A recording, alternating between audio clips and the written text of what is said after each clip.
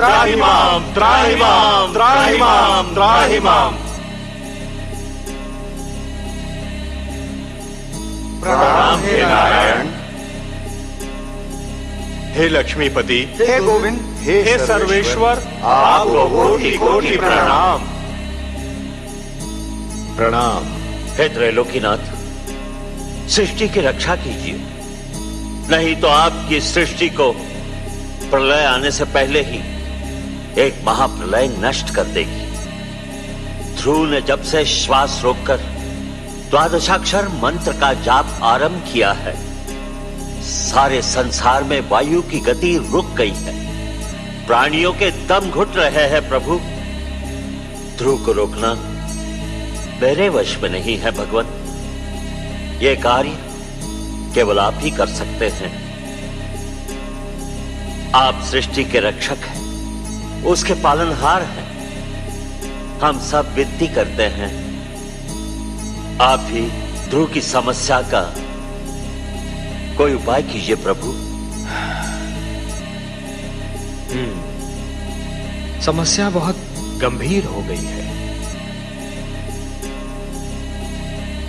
अब बात केवल एक बालक तक सीमित नहीं रही ब्रह्मा जी, सारी सृष्टि के समक्ष एक संकट खड़ा हो गया है।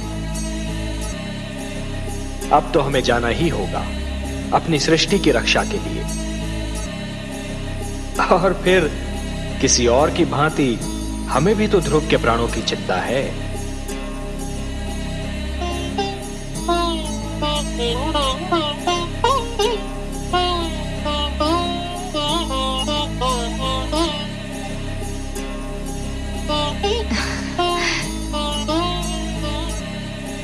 क्या हुआ स्वामी? हे कमल नयन, जब त्रिलोक में उजाला फैलता है, जब धरती पर वसंत झूमता है, जब कमल खिलते हैं, जब पुष्प अपनी सुगंध फैलाते हैं, मैं समझ जाती हूँ कि आप मुस्काए हैं। ये सारे दृश्य आपकी मुस्कान की ही छवि हैं। विधाता ने मुस्कान की रचना ही इसलिए की कि वो आपके अधरों की शोभा बढ़ाए। पर अभी अभी मैंने आपके अधरों पर जो मुस्कान देखी, उसमें एक विचित्र ज्योति, एक अद्भुत प्रकाश दिखाई दिया मुझे, जैसे आपके अधरों से मुस्कान नहीं, किरण फूट रही हो। कोई मुझे आनंद विभोर कर रहा है देवी। अवश्य ही सृष्टि के किसी भाग में भक्ति के प्रकाश का उदय हो रहा है। मुझे एक विचित्र आनंद का अनुभव हो रहा है। हो न हो, ये मेरे ध्रुव की भक्ति का ही चमत्कार है। उसके रोम रोम में केवल आप ही बसे हैं सर्वेश्वर। उसके हृदय में झांक कर देखें तो केवल आपकी छवि ही दिखाई पड़ेगी।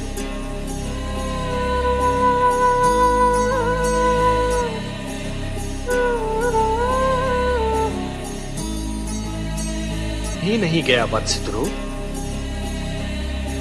तुम मुझे अपने सम्मुख देखना चाहते थे ना? तो लो, देखो, मैं तुम्हारे नेत्रों के सामने उपस्थित हूं। तुम विजयी हुए पुत्र, तुमने मुझे जीत लिया। तुम्हारे जैसा तपस्वी न कभी हुआ है और न कभी होगा। तुमने सिद्ध कर दिया कि जीव ब्रह्म का ही एक अंश है और अपनी साधना से ब्रह्म को भी धरती पर ला सकता है। तुमने ये सिद्ध कर दिया वत्स कि सृष्टि की सबसे बड़ी शक्ति है भक्ति। वत्स ध्रुव, अब श्वास लेना आरंभ कर दो पुत्र। अब मैं कहीं नहीं जाऊं। तुम मुझसे मिलना चाहते थे, मैंने तुम्हारी इच्छा पूर्ण कर दी। अब अपने माता पिता के पास लौट जाओ। नहीं भगवान, नहीं, अभी मैं नहीं जाऊंगा। क्यों वत्स? भी तो मुझे आपसे बहुत सी बातें करनी है, बहुत से प्रश्न पूछने हैं। प्रश्न? मुझसे?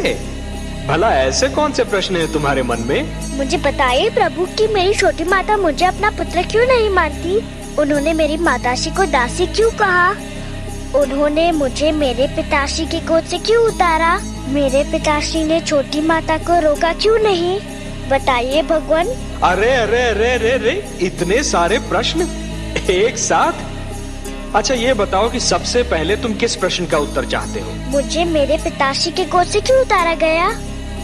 अच्छा, तो इस प्रश्न ने तुम्हें सबसे अधिक व्याकुल किया है? हाँ भगवान। मेरे निकट आओ।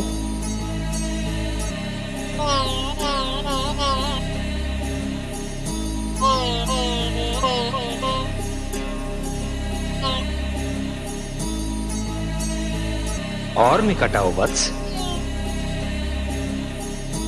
आओ वत्स।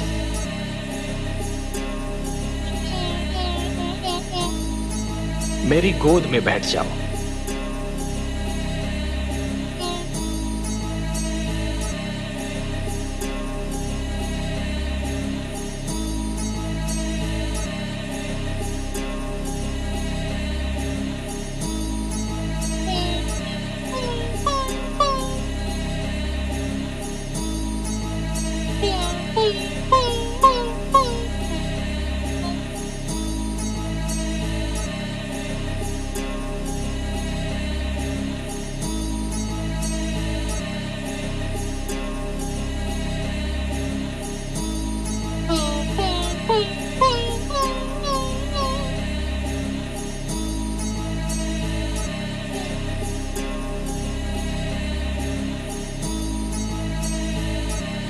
वत्स, अब और प्रश्न पूछने हैं मुझसे? कुछ नहीं पूछना प्रभु, अब कुछ नहीं पूछना। अब तो मुझे हर प्रश्न का उत्तर मिल गया है। मेरे चारों ओर ज्ञान का प्रकाश फैला हुआ है। मैं वहाँ हूँ जहाँ केवल मैं हूँ और आप है। अच्छा, वासुदेव। ओम पूर्णमदः पूर्णमिदं पूर्णमुदच्यते पूर्णस्य पूर्णमादाय पूर्णमेवावशिष्यते। अब न कोई कामना है न कोई इच्छा। आपकी गोद में आकर लगता है इसके सिवा हर वस्तु तुच्छ है। अब मुझे कुछ भी नहीं चाहिए। मुझे मेरा ठिकाना मिल गया, मेरा घर मिल गया।